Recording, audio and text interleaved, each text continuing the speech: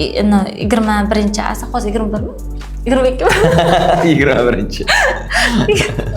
Endokrinologimiz Muhchehra Salimovna bilan boshqa endokrinolog o'sha sentrlardan bizniki nima bilan farq qiladi? Shu to'g'risida o'zgina Qalqonsimon bezdagi hujayralarni tiklashga qaratilgan, hatto o'sha gormonlar ishlab chiqarilishi ham hujayra darajasida olib boriladi. Bu yerda qilinayotgan hujayra darajasidagi davolash esa L-tiroksin yoki yod preparatlariga ko'p urg'u beriladi. gormonlar, L-tiroksin, tirazol va mirkazalkaviy dorilar bularni yillar davomida iste'mol qilish jigar va buyraklarni ishdan chiqaradi. Qalqonsimon bezni o'zini ham yanada kattalashishiga olib kelishi mumkin. Har xil kistalar paydo bo'ladi adenomalarda. Tugunlarning razmeriga qarab bizada kurslar har xil muddatga cho'zilishi mumkin. Lazer bilan qilingan vaqtda ham qaytalanishi mumkin tugunlar, kistalar. Assalomu alaykum, hurmatli tinglovchilarimiz. Mana bugun biz endokrinologimiz Muhchehra Salimovna bilan o'sha dolzarb muammolardan biri bo'lgan o'sha shitavitka bilan bog'liq bo'lgan muammolar to'g'risida gaplashamiz va u yerda yechimlari haqida ham o'zgina so'z yuritmoqchimiz. Muhchehra Salimovna уже 7 yildan beri endokrinologiya sohasida ish amaliyotlarini olib boradilar va bizni klinikamizda birinchi mutaxassis o'sha hujayra miqyosida shitavitkadagi muammolarni chuqur bir o'rganib, unga yechim beradigan professional endokrinologlar deb hisoblayman. Assalomu alaykum. Assalomu alaykum. Keling bugun shu mijozlarimizga bu yerda ketayotgan jarayonlarni boshqa endokrinolog o'sha sentrlardan bizniki nima bilan farq qiladi? Shu to'g'risida o'zgina o'sha odamlarga, tinglovchilarimizga informatsiya bersak.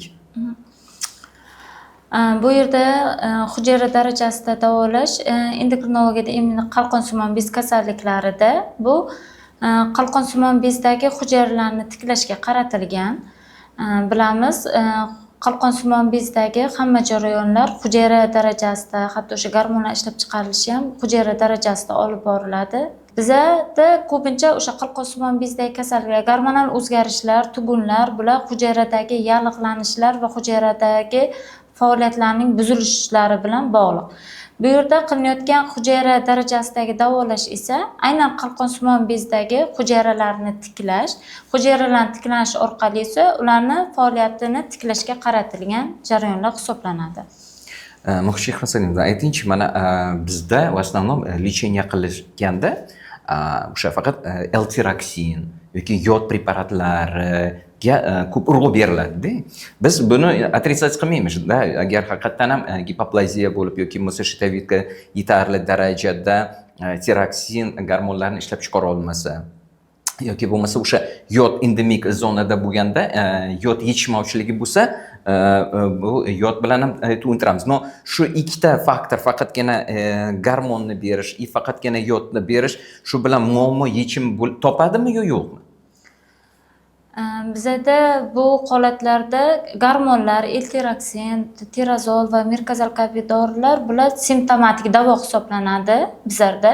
Lekin kasallar umri davomida ham shu dorilar bilan yashashlari mumkin. Ya'ni umrbod o'sha L-tiroksin, mirkazalil va tirazol dorilarini iste'mol qilishadi. Endi qarang, umri davomida deb aytyapsiz, mana shu L-tiroksin yoki o'sha gormonal, biz прекрасно bilamiz, gormonal preparatlarning o'zi birinchidan oshqozonga побочный действие ko'rsatishi, ikkinchidan o'sha immun sistemani подавить qilishi, uchinchidan endi shu faqatgina gormonni faqat o'zi ichib turaversa, bu shitavitniy железani o'zi ishlab chiqaradigan mahsulot o'sha tiroksinni ishlab chiqarishiga to'sqinlik qiladimi yo'qmi? Bularni yillar davomida iste'mol qilish jigar va buyraklarni ishdan chiqaradi. Bir xil payti mirkazalil yoki tirazollarni ham uzoq yil davomida ichish qalqonsimon bezni o'zini ham yanada kattalashishiga olib kelishi mumkin. Buni o'sha endi biz bilamiz-ku, nima uchun o'sha tirazol yoki mirkazalil preparatlari hujayralarning regenerativ prosesslarini tiklamaydi, o'shani buzadi, o'sha beloklarni hosil bo'lishini to'xtatadi. Buni orqasida regeneratsiya prosesslari yo'q. Bu degani o'sha shitovidniy железа yangilanish ketmaydi. Yangilanish bo'lmagandan keyin, demak yangi hujayralar paydo bo'lmagandan keyin bu o'sha shitovidkani o'zini ishlab chiqaradigan gormonlarini yana kamayishiga sabab bo'ladi. Ana nima uchun inson pastda yana nimaga o'tib qoladi? O'sha tashqaridan L-tiroksin yoki boshqa gormonlarni ichib yurishga. Shuning uchun bu yerda o'zi eshitib turganingizdek, bizni bu yerdagi qiladigan maqsadimiz shundan iboratki, o'sha shitovidniy железani o'z faoliyatini tiklab, insonni o'zida o'sha triotironin, tiroksin gormonlari достаточно ishlab chiqarilishi va shuni orqasida endi внешний tashqaridan oladigan gormonlarga ehtiyoj nimada kamaytirish sekin-sekin keyin asta вообще unga ehtiyoj bo'lmaslikka qaratilgan. O'sha boya aytganimizdek, bu yerdagi o'sha farqlarimiz lecheniya qilganimizda bitta narsani aniq tushunchaga ega bo'lish kerak. Simptomatik deb aytilyapti. Simptomatik что shitovidniy железа ham xuddi bir tomoq kimdir og'riydi, kimdir o'pkasi shamollaydi, kimdir buyuragi shamol. Xuddi shunday shitovidniy железа ham shamollashi mumkin. Ana qarang, yallig'lanish prosessi o'zida bo'lishi mumkin. U yallig'lanish prosesslarini biz to'xtatmay turib, shitovidniy железani to'liq ish faoliyatini tiklab olishimiz bu katta gumon deb hisoblayman. Endi shu qatorda bilamiz, nimada har xil kistalar paydo bo'ladi, adenomalarda, plus еще tugunlar paydo bo'ladi. Shu to'g'risida ham ozgina shu axborot bersangizda, shu yo'lda biz o'sha ishlatiladigan preparatlarni qoldiramiz va faqat qo'shimchasiga o'sha hujayra miqyosidagi terapiyani olib boramiz va shu bilan o'sha tugunlarni so'rilishiga, adenoid kistalarni so'rilishiga nimada bir yordam ko'rsatamiz. Mana shu tugunlar to'g'risida, o'sha tugunlarni qancha vaqtgacha so'rilishi, nimalarga amal qilishi kerak, shu to'g'risida ham ozgina bir. Bizada tugunlar sabablari har xil bo'lishi mumkin. Tugunlar bo'lishi mumkin, yod yetishmovchilik hisobiga kelib chiqishi mumkin, qalqonsimon bezdagi yallig'lanish kasalliklari hisobiga, stresslar hisobiga paydo bo'lishi mumkin. Tugunlar bular bizada 1 santimetrdan katta tugunlar, bular razmeri katta tugunlar hisoblanadi va kasallar biopsiyaga jo'natiladi. Agar hujayra darajasida davolamoqchi bo'lsak tugunni, agar kasallarimizda biopsiya natijalarimiz yaxshi chiqsa, onkologiya aniqlanmasa, kasallarda hayotiga xavf soladigan narsalar bo'lmasa, hujayra darajasida davolashimiz mumkin.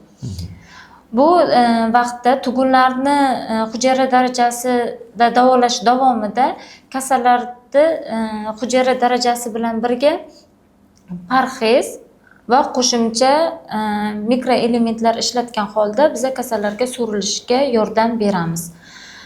Hujayra darajasida davolash davomida kasallarimizdan biz so'raydigan narsalarimiz parhez tutishi va gazirovkalar, fast foodlar, nosog'lom turmush tarzini tark qilishlarini iltimos qilardik. Shunda biz tezroq natijaga erishamiz. Tugunlarning razmeriga qarab bizda kurslar har xil muddatga cho'zilishi mumkin. Razmeri kichkina bo'lgan tugunlarimizga kam miqdordagi kurslar, razmeri 1 santimetrdan katta bo'lgan tugunlarga esa ko'p kurslar ketishi mumkin. Bu holat ko'pincha kasallarda individual kasallarimizni holatiga qarab kimda ertachiroq, kimda kechroq natijaga erishamiz. Rahmat. Shu yerda yana bitta savol tug'iladi. Mana qarang, hozir juda ko'p nimalar, xirurgik metodlar, endoskopik metodlar chiqib ketdi-da. Xuddi shu yo'lda lazer, nima deb o'ylaysiz? Bular nimada effektivna shu tugun masalalarini, kista masalalarini yechib bera oladimi? Bizada tugunlar lazer bilan to'g'ri operatsiya bilan olib tashlanishi mumkin. Lekin effekt natijasida effekt tarafdan qaraydigan bo'lsak, bu yana qaytalanishi mumkin. Lazer bilan qilingan vaqtda ham qaytalanishi mumkin tugunlar, kistalar.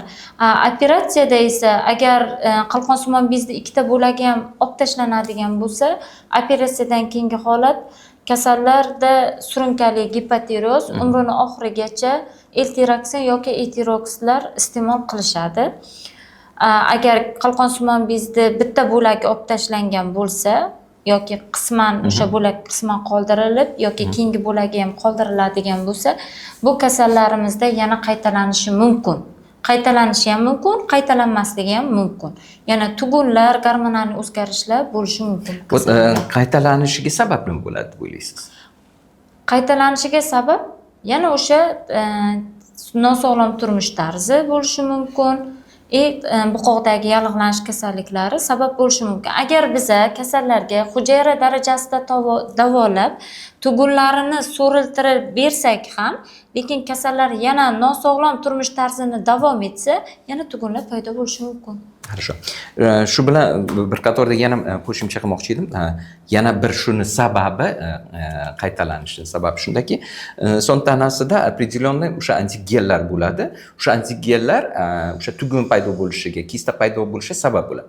To mana shu antigen bilan ishlanib, immunitetni ko'tarib o'sha antigenni tanadan chiqarib yubormaguncha kuydirasizmi yoki bo'lmasa boshqacha operativ yo'l bilan nima qilasizmi, u yana qaytishiga sabab bo'lishini yana bir nimada tomoni deb aytib olaman.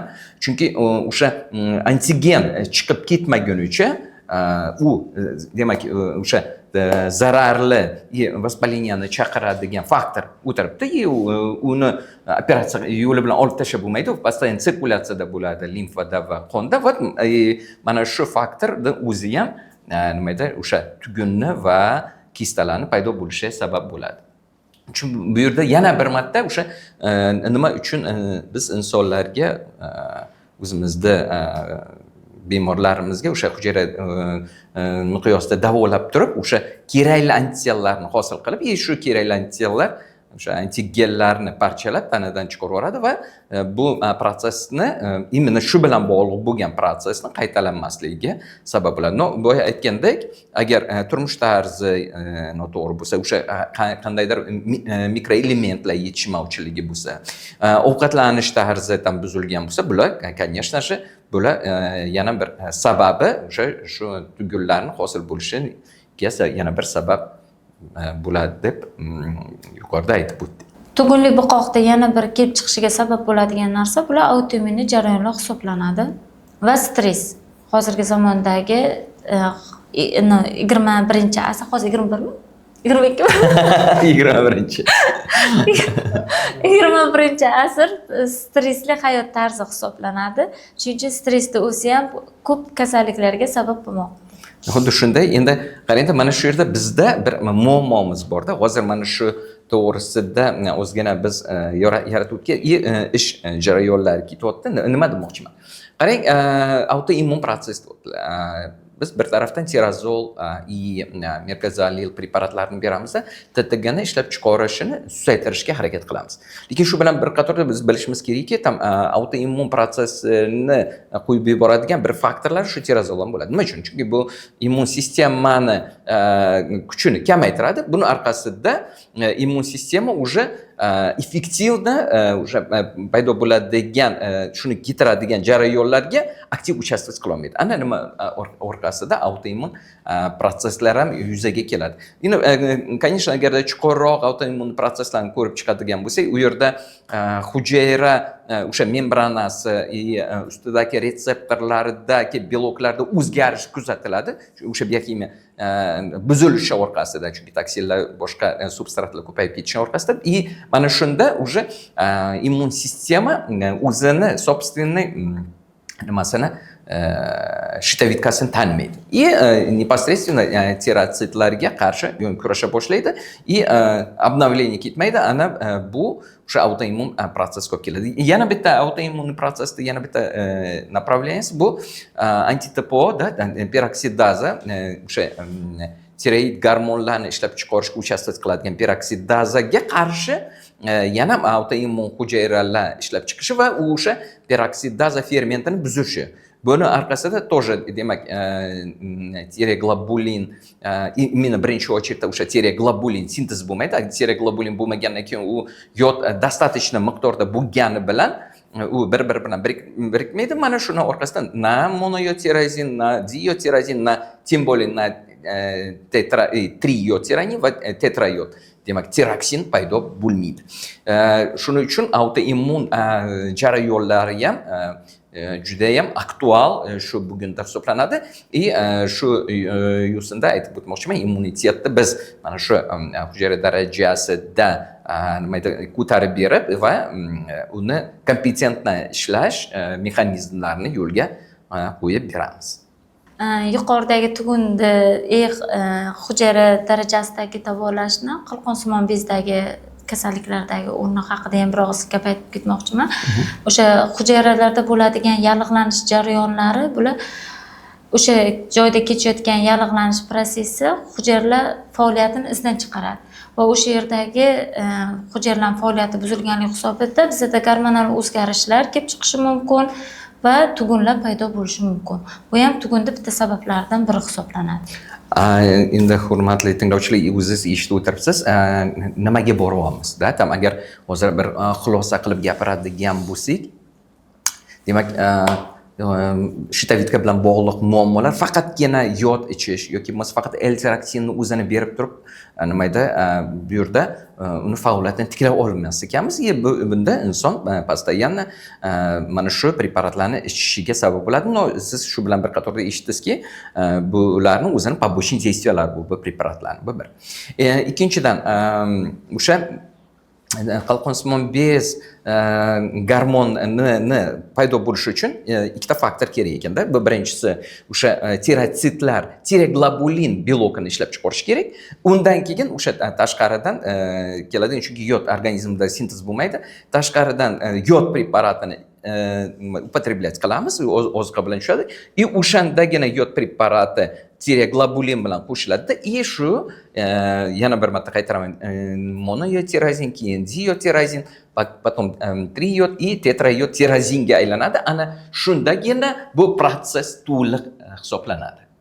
Lekin Furqat Kamalish, bir xil holatlarda kasallarda yod iste'mol qilganligi bilan agar hujayralar faoliyati joyida bo'lmasa, yodni o'zlashtirmasligi mumkin va qolgan gormon hosil bo'lish etaplari davom etmasligi mumkin. Xuddi shu gap yana bir marta tasdiqlab olasiz. Demak, agarda o'sha tirotsitlarni, demak, shitavitkani, hujayralarni ish faoliyatini to'liq tiklamasak, u yerdagi biokimik jarayonlar, u yerdagi sintez prosesslari to'liq amalga oshmasa, qanchalik yod употреблять qilmang, bu to'liq lecheniya bo'lmaydi va baribir ham o'sha yod nimadir, qalqonsimon bez gormonlari defitsitiga olib keladi. Aziz tinglovchilar, agar xulosa qilib aytadigan bo'lsak, mana Mohcheh Hasaniyevnaga o'sha hujayra miqyosida mana shu proseslarni chuqur anglaydigan, chuqur tushunadigan professional endokrinologimizga murojaat qilishingiz mumkin. Bu yerda siz o'sha sizda ketadigan jarayonlar, qanaqa preparatlarni o'z vaqtida ichish kerak, nimani korreksiya qilish kerak, qachonki o'sha tirazolga hali muhtojlik bo'ladi, qachonki L-tiraksinni ko'paytirish, kamaytirish holatlari amalga oshiriladi. Qaysi preparatlarni o'z vaqtida употреблять qilib korreksiya qilishga qancha vaqt muddatda, bular haqida agarda sizga to'liq ma'lumotlar kerakadigan bo'lsa, Inject Medical klinikamizga bizni endokrinologimizga murojaat qilishingiz mumkin va bu kishi sizga to'liq axborot beradilar va sog'lig'ingizni yanada yaxshilashga yordam ko'rsatadilar. Mohcheh Hasaniyevna, suhbat uchun sizga katta rahmat. Keyingi videolarda ko'rishgunimizcha xayr.